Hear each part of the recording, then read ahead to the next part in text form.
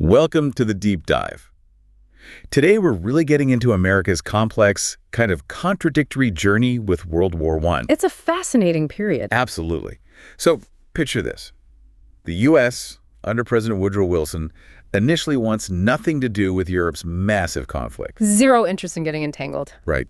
But, as we'll dig into, a whole series of, moral challenges, huge economic pressures, and some really shocking events pull America into the Great War.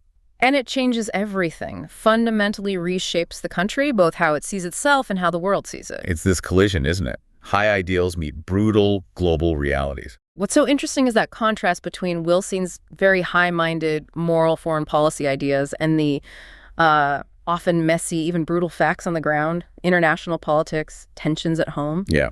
The war really forced America to look in the mirror, didn't it? Confront its own identity, its values. In ways it never really had to before. We've got a great stack of sources here. Articles, research, historical accounts to guide us through it. Our mission: uncover how America's involvement, pretty brief actually, was so decisive. And why the aftermath was so challenging. So, Wilson takes office in 1913.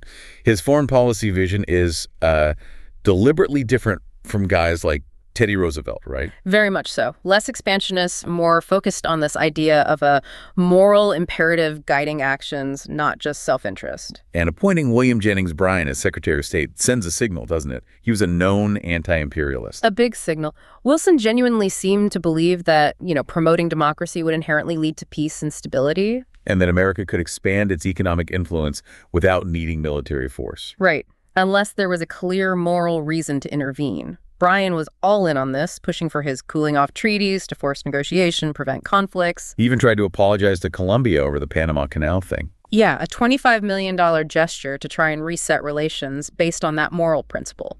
Lead by example, not conquest. That was the idea. So that's the aspiration, but, the reality turned out differently, didn't it? Oh, much harder than he anticipated to stay out of things. Even close to home, interventions in Haiti in 1915, the Dominican Republic in 16, Cuba in 17, all to protect U.S. interests or establish order. Not exactly hands-off. In Mexico. That was really complex. Real entanglement.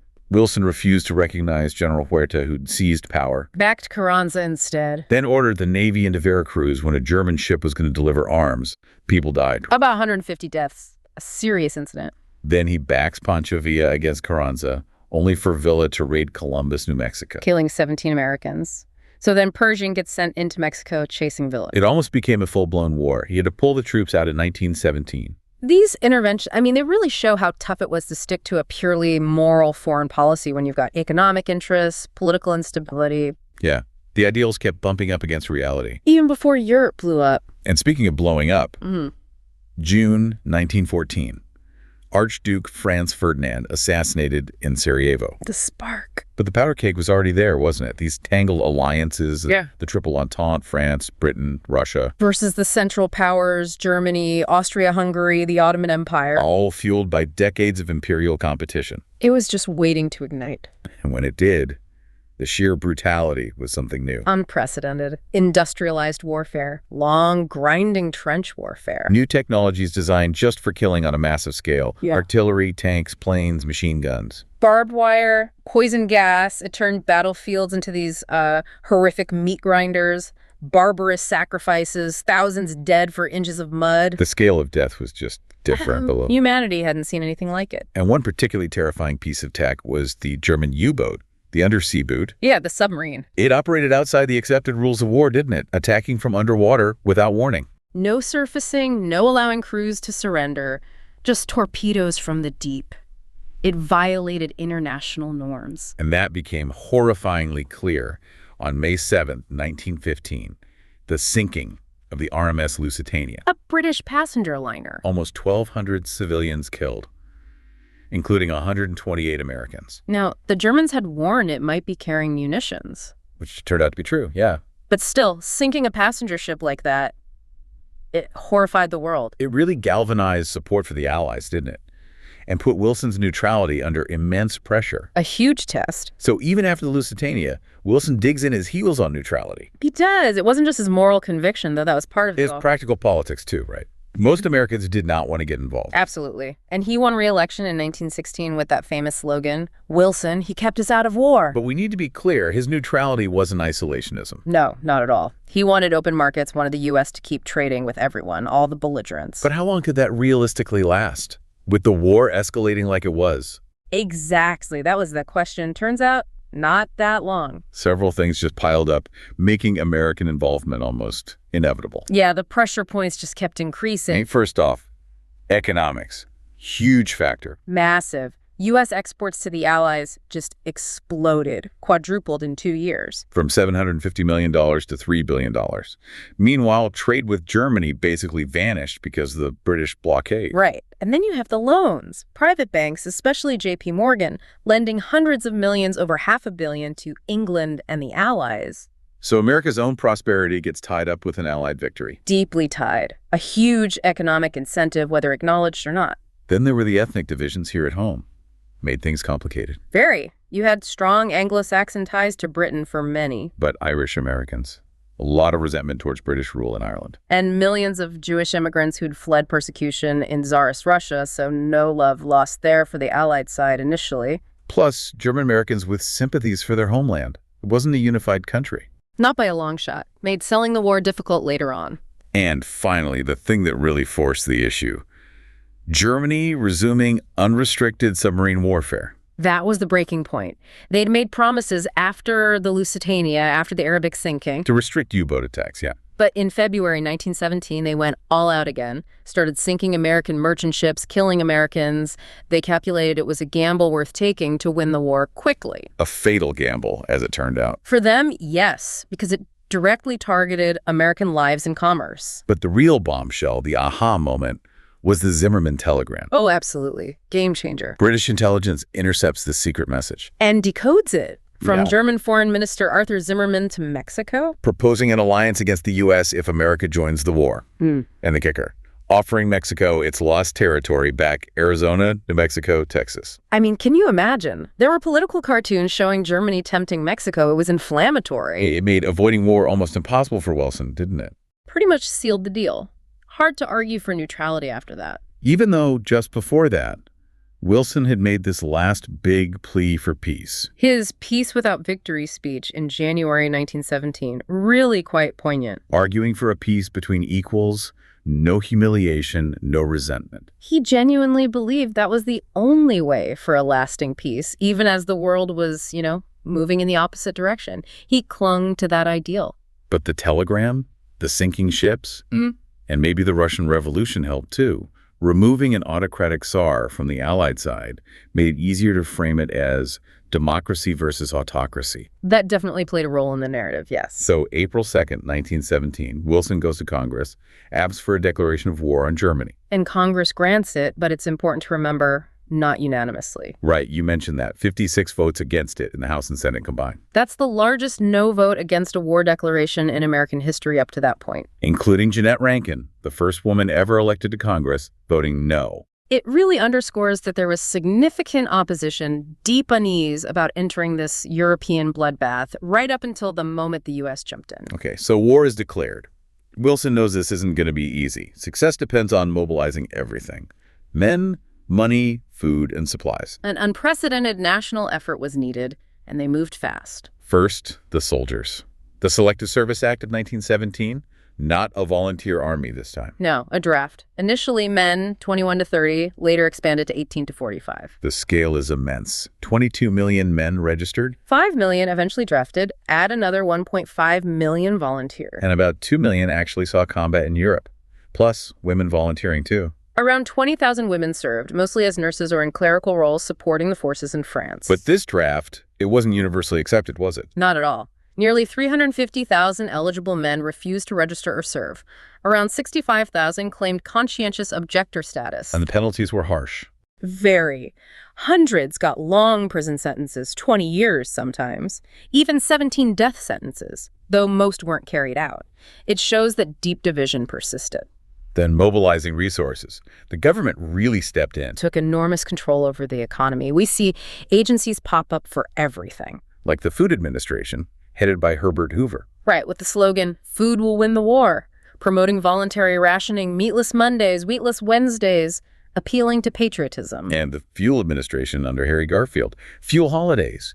Yeah. Introducing daylight saving time for the first time to save energy. Little things that added up. Then the big stuff. The War Industries Board. Bernard Baruch in charge, telling private companies what to produce, directing raw materials, handling contracts. Essentially shifting the entire industrial base towards wartime needs. And they even took over the railroads. The whole system. The U.S. Railroad Administration under William McAdoo to ensure troops and supplies moved efficiently. Huge government intervention. How did they pay for all this? The cost must have been staggering. Over $32 billion by 1920, a massive sum then, primarily through the Liberty Loan Act. War bonds, basically. Selling bonds to the public. Exactly. Raised $23 billion that way. Huge public campaigns urging people to buy bonds, do their part. And the new federal income tax helped too, right? 16th Amendment had just come in. Yes, that provided another stream of revenue. So you've got men, materials, money. But then there's the challenge of national unity. A nation of immigrants. Right, that was perhaps the more nuanced challenge. How do you get everyone pulling in the same direction, especially with those ethnic divisions we talked about? The answer seems to have been a massive propaganda effort. An intense campaign pushing this America First message, trying to forge unity, often by stoking fear and suspicion. And that had a really dark side. This wave of anti-German xenophobia. It got ugly. Changing street names if they sounded German, pulling German books from libraries. Calling sauerkraut Liberty cabbage and Frankfurters Liberty dogs. It sounds almost silly, but the feeling was real. Symphonies banned composers like Beethoven and Mozart. There were even stories of, crowds cheering when a supposedly German circus performer got hurt. And it was pervasive. And the government actively fueled this. Absolutely. Through formal mechanisms, the Committee of Public Information, CPI, led by George Creel, the government's own propaganda machine. Employing artists, speakers, writers, filmmakers, all to create anti-German feeling and encourage sacrifice for the war effort. They even set up loyalty leagues within immigrant communities to pressure conformity. And they passed laws to clamp down on dissent. Yes, very repressive legislation. The Trading with the Enemy Act, the Espionage Act of 1917. That's the one used to jail Eugene Debs, the socialist leader. Right. Got 10 years just for a speech encouraging draft resistance. And the Sedition Act of 1918 made it illegal to criticize the government, the military, even the flag. Over 2,000 people were charged under these acts. They prosecuted a filmmaker for making a movie about the American Revolution because it portrayed the British negatively. Britain was now an ally. It was extreme. So the government is cracking down. But the public got involved too. That's a really troubling aspect. Local councils of defense encouraged neighbors to spy on each other. Wow. And groups like the American Protective League, basically vigilantes, got support from the Justice Department to spy on suspected dissenters, break up meetings, even assault draft evaders. That raises huge questions about civil liberties, doesn't it? The balance between security and freedom. A fundamental tension. And during the war, the balance tipped heavily towards security, or at least perceived security. Was there any pushback against this? There was. The National Civil Liberties Bureau formed during this time. It was the forerunner to the ACLU. They started challenging these policies. And it reached the Supreme Court. Yes, most famously in Schenck v. United States in 1919. Justice Oliver Wendell Holmes wrote the opinion. That's where the clear and present danger test comes from. Holmes argued that speech wasn't protected if it created a clear and present danger of bringing about evils Congress had a right to prevent. He used the famous analogy, falsely shouting fire in a crowded theater isn't protected speech. So the court basically upheld the Espionage Act convictions in that case. It did. It set a precedent that allowed for greater restrictions on speech during wartime. Okay, so amidst all this mobilization, repression, and xenophobia, the war also kind of accidentally triggers some significant social changes, doesn't it?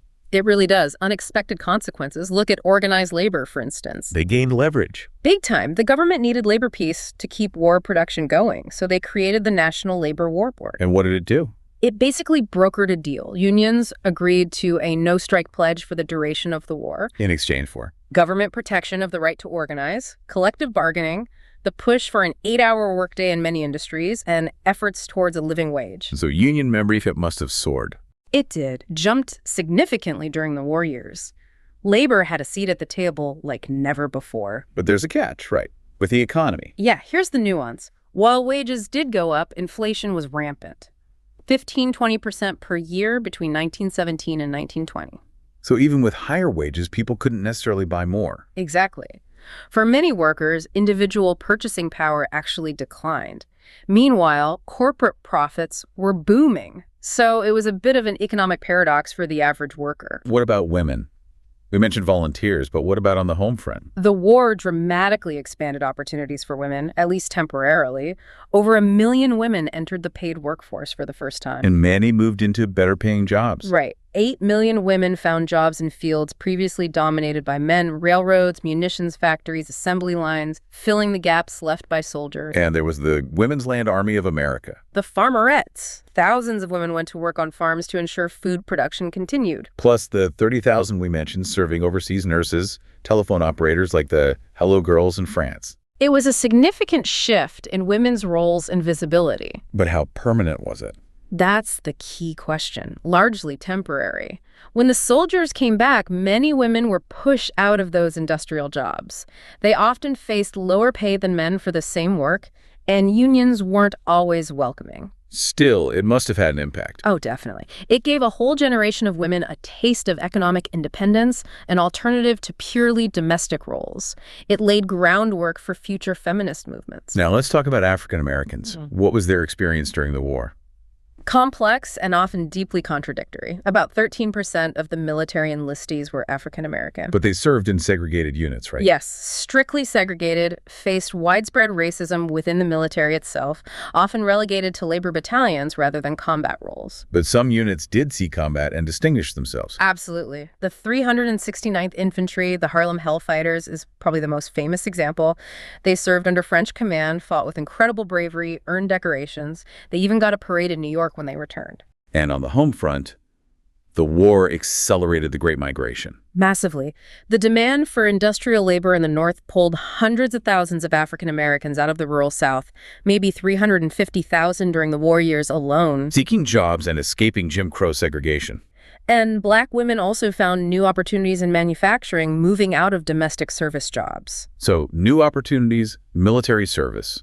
Did this translate into better treatment or more respect? Sadly, no. In fact, in many ways, racism intensified. This is a really disturbing part of the story. Why? What happened? Many white Americans, North and South, feared that Black soldiers returning with military experience and a sense of accomplishment would challenge the existing racial hierarchy. They feared demands for equality. It highlights that stark contrast, doesn't it?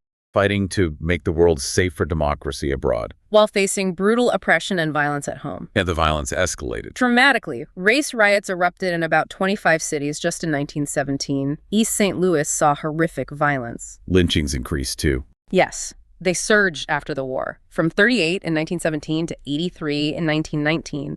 And sickeningly, dozens of the victims were Black veterans, sometimes lynched in their uniforms. That led to the Red Summer of 1919. A period of intense racial violence across the country. The Chicago race riot was one of the worst. Started when a Black teenager drifted into a whites-only section of Lake Michigan Beach and was stoned, drowned. And it triggered a week of mayhem. Yes, mobs attacking people, burning homes. 38 people died, hundreds injured. And this violence continued even after 1919. Tragically, yes, the Tulsa Massacre in 1921, a completely fabricated accusation against a young Black man. Led to white mobs attacking the prosperous Black neighborhood of Greenwood. Attacking it from the ground, and according to eyewitnesses like B.C. Franklin, even from the air. Planes dropping incendiaries. They destroyed the entire district. How many died? Estimates vary wildly, from 50 up to 300 Black residents killed, a horrific event largely erased from history for decades. So a period of profound contradiction and tragedy for African Americans. Now, amidst all this turmoil, two big progressive reforms actually gained momentum because of the war. Yes, the war provided the final push. First, prohibition. Banning alcohol. How did the war help that? Couple of reasons. Anti-German sentiment played a role. Many prominent brewers were of German descent. Linking beer to the enemy. And also the argument for conserving grain. Why waste grain on beer and liquor when it's needed for food for the war effort? So that led to the 18th Amendment ratified in 1919. Prohibiting the manufacture, sale, or transport of alcoholic beverages. Did it work? Well, here's the thing. Unfortunately for proponents, the actual ban didn't take effect until January 1920, a full year after the war ended. So the wartime rationale was gone. Pretty much, and public opposition grew quickly. bootlegging, speakeasies, organized crime. It became notoriously difficult to enforce. And eventually repealed, right? Yes, in 1933 with the 21st Amendment, a relatively short-lived experiment. What was the second big reform? Women's suffrage, the right to vote. How did the war impact that movement? Suffragists cleverly used Wilson's own wartime rhetoric against him, his call to make the world safe for democracy. Pointing out the hypocrisy. Exactly.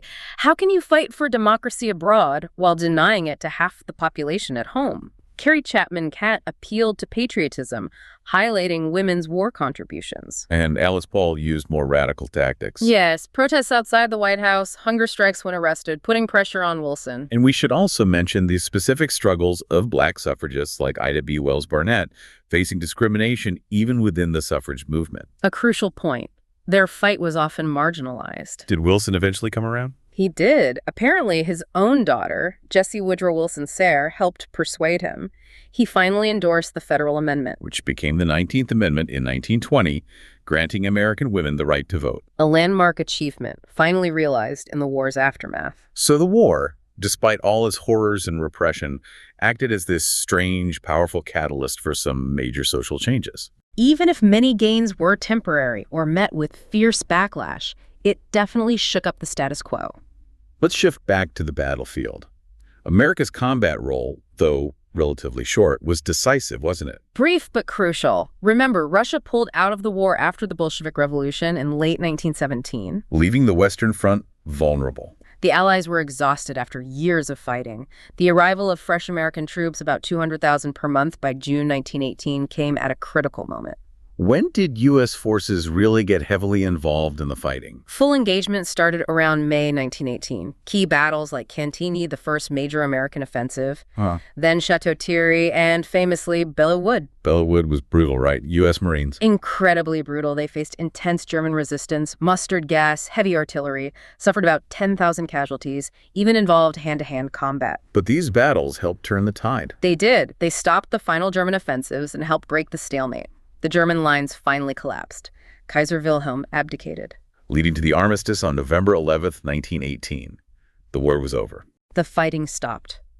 But the challenge of making peace was just beginning. And Wilson had a grand vision for that peace. He saw this as America's moment to impose its moral foreign policy on the world, to create a new world order. Based on his 14 points. Right. Principles like free trade, freedom of the seas, an end to secret treaties, self-determination for nations. And the cornerstone, the League of Nations. An international body to prevent future wars through diplomacy and collective security. He was so committed, he went to the Paris Peace Conference himself in late 1918. Which was unprecedented for a sitting U.S. president. Showed how invested he was. But he ran into problems immediately, didn't he? His vision clashed with the other allies. A major clash. Wilson wanted that peace without victory he'd talked about. But Britain, France, Italy, Japan, they had different ideas. They wanted revenge, security, colonial spoils. They'd suffered unimaginable losses for years. They wanted Germany punished, disarmed, and forced to pay massive reparations. Was a truly Wilsonian peace ever really possible, given that context? It's a huge question. The desire for retribution, especially from France, was immense. Wilson's idealism met harsh geopolitical reality again. So the Treaty of Versailles, signed in June 1919, was a compromise, but mostly not Wilson's vision. It bore very little resemblance to his original 14 points, frankly. German colonies were carved up among the Allies. The Ottoman Empire was dissolved, creating mandates like Iraq and Palestine under French and British control. France got territory back, and Germany got hit hard. The infamous war guilt clause, forcing Germany to accept sole responsibility for the war, and crippling reparations eventually set at $33 billion. Laying the groundwork for future resentment. Many historians argue exactly that. What did survive from Wilson's plan? The main thing was the League of Nations. It was included in the treaty. Including the controversial Article X. A mutual defense clause. The commitment for member nations to protect each other's independence and territory. That became the sticking point back home. Because Wilson's biggest battle was yet to come. Getting the treaty ratified by the U.S. Senate. His greatest battle, as it's often called. And he lost it. Who led the opposition? Senator Henry Cabot Lodge, an isolationist Republican and chairman of the Senate Foreign Relations Committee. But there were others, too. The irreconcilables who opposed any league and the reservationists who wanted changes. Exactly. The main fear centered on Article X was that joining the League would drag the U.S. into constant European conflicts, undermining American sovereignty. Wilson refused to compromise on Article X, didn't he? Stubbornly refused. He believed it was the heart of the League. He even went on a grueling speaking tour across the country to rally public support. Trying to go over the heads of the senators, but the strain was too much. He collapsed, suffered a massive stroke. Left him severely incapacitated. His wife, Edith, essentially shielded him and controlled access, acting as a de facto president in some ways. Wow. And his refusal to compromise meant the Senate rejected the treaty. They voted it down twice. The U.S. never ratified the Treaty of Versailles and, consequently, never joined the League of Nations. The ultimate irony. Wilson wins the Nobel Peace Prize in 1919 for creating the League. But his own country refuses to join it. A huge embarrassment for him. And technically, the U.S. stayed at war with Germany until 1921. Yes, they had to conclude a separate peace treaty later. So the war ends, the peace treaty fails in the U.S. What was happening back home during this immediate post-war period? Chaos. Pretty much. First, the devastating flu pandemic of 1918-1919, the Spanish flu. We hear a lot about that now. It was global, right? Killed an estimated 50 million people worldwide. In the U.S. alone, 20 million infected, around 675,000 deaths. More Americans died from the flu than died in the war itself. Society must have been reeling. Masks, avoiding public gatherings. Undertakers couldn't keep up. A massive public health crisis hitting right as soldiers were coming home. Then, economic upheaval. Big time. Wartime inflation didn't stop. The cost of living nearly doubled by 1919. Leading to labor unrest. A huge wave of strikes. Yeah. A record 4 million workers walked off the job in about 3,000 strikes in 1919 alone. Massive disruption. Plus, the race riots we discussed earlier continued. The Red Summer. Yes, that violence was peaking right in this period. And on top of all that, the Red Scare. Fear of communism, Bolshevism, radicalism, ignited by the Russian Revolution and fueled by anxieties at home. Weren't there bombings? Yes. Anarchist letter bombs sent to prominent officials. One damaged the home of Attorney General A. Mitchell Palmer. Leading to the Palmer raids. Palmer, with a young J. Edgar Hoover assisting, launched raids arresting thousands, maybe 4,000 alleged radicals, often without warrants. Immigrants were particularly targeted. And hundreds were deported. About 250 were put on a ship, nicknamed the Soviet Ark, and deported mostly to Russia, a period of intense fear and government overreach. So pandemic, economic turmoil, strikes, race riots, Red Scare. What was the overall mood in the country by 1920? Exhaustion, basically. Americans were tired of war, tired of international crusades, tired of progressive-era government intervention, tired of turmoil. These wanted things to calm down. They wanted a return to normalcy, as the next president would put it. It's fascinating how quickly the pendulum swung from Wilson's interventionist idealism to a desire for disengagement. And that desire swept Warren G. Harding into office in 1920. A landslide victory. Huge electoral margin, 60% of the popular vote. Running on a platform of what? Low taxes, immigration restriction, and non-interference in world affairs. Basically, promising to turn inward. Setting the stage for the Roaring '20s, the Jazz Age. A very different era was dawning. Hashtag tag outro. So, what does this all mean when we step back? America's journey through World War I. It's this incredible story of transformation, isn't it? Profound transformation. From a nation trying to lead by moral example, albeit inconsistently. To one plunged into the brutal realities of global war, facing massive changes and deep divisions at home. It really challenged America's whole self-image. And its place in the world. Wilson's soaring idealism crashed hard against reality. Yeah, and it really shows how fragile that idealism can be, doesn't it? It does. And it underscores that the costs of war go so far beyond the battlefield. The economic upheaval, the social tensions, the crackdown on civil liberties. And those struggles for equality, particularly for African Americans, they didn't pause for the war. If anything, they intensified. Right. The internal battles, the fight for the soul of the country were just as significant as the fighting overseas. Well, thank you for joining us on this deep dive. It's been quite something to unpack. Always fascinating to revisit this pivotal era. Before we wrap up, here's a final thought for you, our listeners, to chew on. How did this whole experience, the clash between Wilson's grand vision for global leadership and peace and the intense, often violent struggles within the nation itself, how did that shape America's approach to the world later on? its willingness, or maybe its reluctance, to get involved in global conflicts throughout the rest of the 20th century and even today. Something to think about.